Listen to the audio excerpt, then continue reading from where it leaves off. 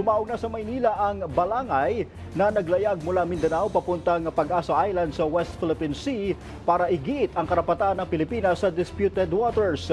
Samantala, isang araw bago ang Araw ng Kalayaan, nagkilos protesta ang Atin Ito Coalition sa harap ng Chinese Embassy para tutulan ang patuloy na pagdami ng Chinese forces sa West Philippine Sea. May balitang A to Z, si Ace Cruz.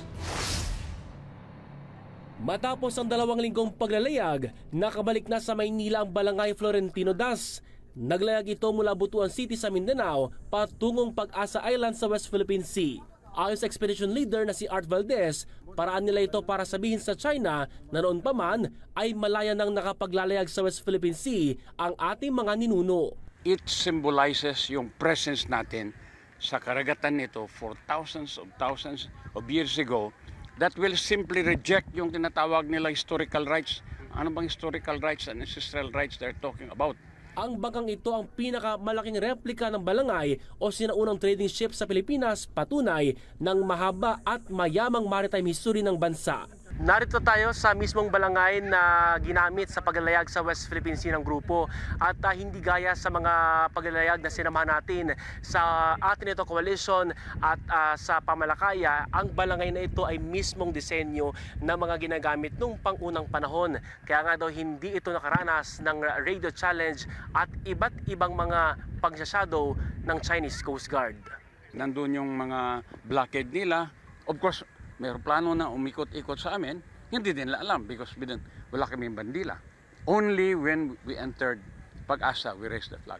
Naghatid din ng medical supplies sa expedition team para sa residente sa Pag-asa Island. Sa pagdaong ng balangay sa CCP complex sa Pasay City, isa sa sumalubong sa grupo ang 75 taong gulang na si Nanay Gloria, pamangkin sa tuhod ni Florentino Das kung kanino nakapangalan ang balangay. Si Das ay tinaguri ang Filipino conqueror of the Pacific Ocean matapos na solong maglayag mula Hawaii papuntang Surigao del Norte noong 1950s. At least meron tayong maipagmamalaki na adventurer, na conqueror of the sea, na hindi tayo basta-basta malulupig. Samantala, isang araw bago ang Araw ng Kalayaan, nagkilos protesta ang Atin Ito Coalition sa tapat ng Chinese Embassy sa Makati.